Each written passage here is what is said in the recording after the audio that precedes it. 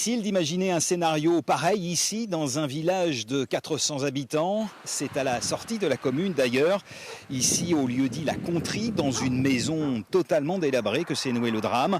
Les 3 femmes dont la victime vivaient ici dans cette bâtisse sans eau ni électricité. Elles s'étaient installées il y a une vingtaine d'années et vivaient depuis totalement recluses depuis près de 10 ans.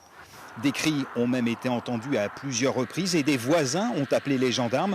Je vous propose d'ailleurs d'écouter l'une des voisines toutes proches. Il y a 2 ans peut-être, oui je crois. Non, c'était l'année dernière. Ma fille avait appelé comme quoi il y avait une femme qui criait. Et donc la gendarmerie s'était déplacée. Mais seulement elle n'avait pas voulu ouvrir. Bon, et elle a ouvert quand même et il y avait une fille qui se mettait face à la mère pour ne pas que la mère et l'autre fille qui était séquestrée disent quelque chose, quoi.